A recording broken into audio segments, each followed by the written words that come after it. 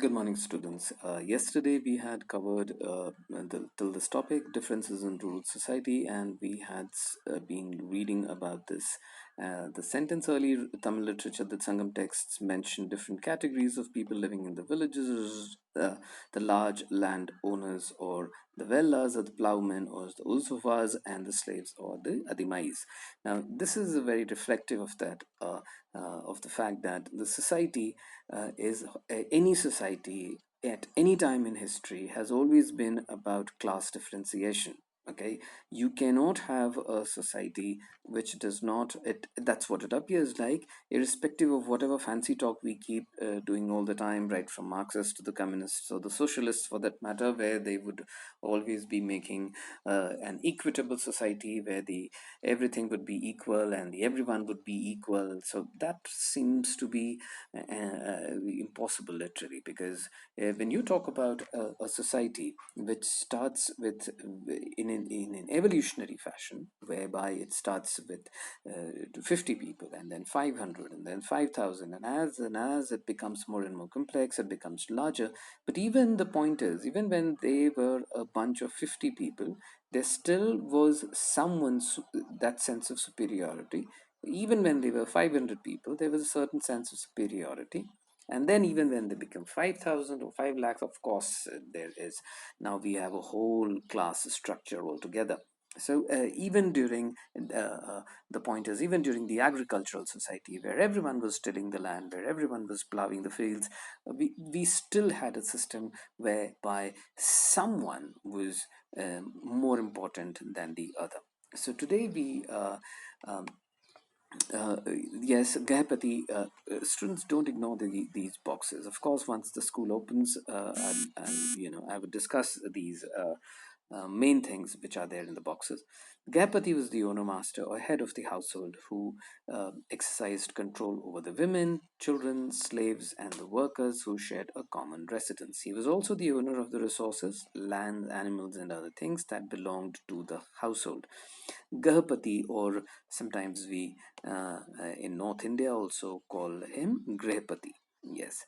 So the importance of boundaries. The Manusmriti is one of the earliest legal texts of the early India, written in Sanskrit and compiled between the second century before Christ and second century. No, it is not after Christ, student.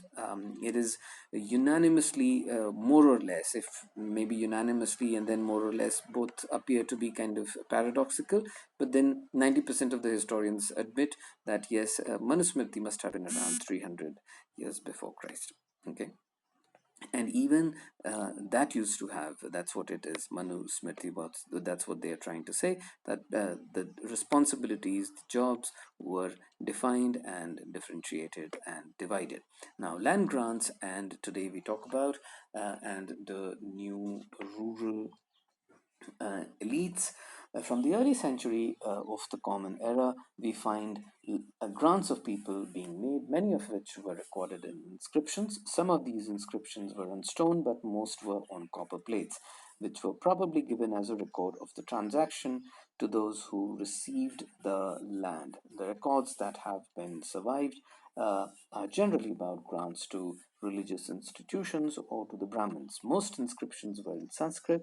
In some cases, and especially from the 7th century onwards, part of the inscription was in Sanskrit, while the rest was in the local language, such as it could be Tamil or a Telugu. So, one very interesting fact which comes out here is that the recipient of that piece of land, they were given the details of that land were on copper plates and not on stone. So it was essentially a kind of, naturally the state must have been responsible for it. Naturally it is the state officials who would be responsible for recording the details of that on the copper plates, not the common people. Now, the second paragraph is quite an important one. Students, Prabhavati Gupta was the daughter of one of the most important rulers of the early Indian history, Chandragupta II. She was married into another important ruling family, that of the Vakatakas, who were powerful in the Deccan, and according to Sanskrit legal texts, women were not supposed to have independent access to resources such as land. Okay, so you would have to understand that what we are talking about is a situation whereby the land, because that used to be the most important source, that's what, because everything depended on land. All your economic activity was dependent on the land, whether it was farming, whether it was hunting, whether it was pastoral agriculture, everything that was about and moved around land. So the kings used to jealously guard that authority. That yes, because land used to be the most important resource. So it was the king who would be essentially responsible and oversee that he was the one who actually owned all the land. And students, it is not just about in the ancient India that it was the case that the king held, and it was believed that every land was his. Even during the time of Mughals, you have to understand, even during the time of Mughal rulers in India, every land, every piece of land was, though it must be, hundreds and thousands of people lived in India at that point in time. A lot of rich and very rich people, aristocrats, poor, all of them lived. But all piece of land, every piece of land was considered to be belonging to the Sultan. Okay, and you were just living in on that piece of land because of his wish, because of his his pleasure, essentially. Yes. So Prabhavati Gupta, it was quite unique that at that in those years, that is just about 300 to 400 years after the death of Christ, Prabhavati Gupta, uh, as being a woman, was able to grant land, okay, and was able to own land rather. So that was quite unique because women, the documents were never made in the name of the women. So the inscriptions also gives us an idea about the rural populations. These included the Brahmins and the peasants, as well as others who were expected to provide a range of produce to the king for his representatives. Now, land grants such as this one have been found in several parts of the country. There are regional variations in the size of the land donated, ranging from small plots to vast stretches of uncultivated land, and the rights given to the donees. The impact of land grants is a subject of heated debate among historians. Some feel that land grants were part of a strategy. This is important, students. Some feel that land grants were part of a strategy adopted by the ruling lineage to extend agriculture to new areas, and the others suggest that land grants were indicative of weakening political power as kings were losing control over their summons and they tried to win allies by making grants of land. This is something which I don't quite agree with, students. Um, that a king would be able to grant land, use a bit of a common sense, they would be able to grant land when they are at their weakest. I don't think so, and it doesn't make sense.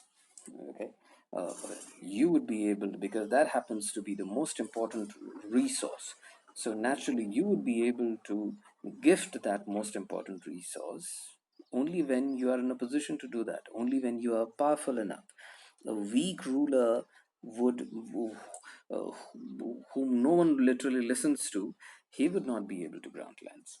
Okay, and the granting of land was essentially a mark of because throughout your Indian history, if you go through it, the powerful kings used to grant land to whom they wished. The religious institutions, the educational institutions, of course, the king used to consult his cabinet about certain important grants, and if it meant huge stretches of land, but it was a king's prerogative, and a weak king would definitely would not be in a position to grant them. Um, uh, Students, let's go to the other page. That is here. Um, Land grants, students, we would I would go to the boxes once the chapter is over, and I would like you to also you to study as well. Okay, please study, go through the chapter at least once, at least go through the boxes, if not the complete chapter. Okay, don't expect to be spoon fed in class 12. Now, land grants provide some insight into the relationship between cultivators and the state. However, there were people who were often beyond the reach of officials or the Samans, the pastoralists, that is the people who used to have their animals and they used to move from one stretch of land to the other, where their whole activity was about the animal, right from the milk to the cheese, butter, skin, meat, everything. Fisher folk, that is, of course, the fishermen, and hunter gatherers.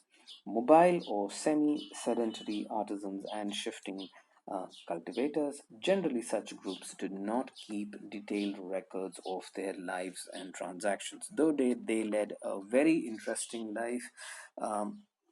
But not much is known about them, okay, because they never got into a settled life. So reading and writing, and naturally most of them had no idea about, because they never got their themselves admitted or their children into schools.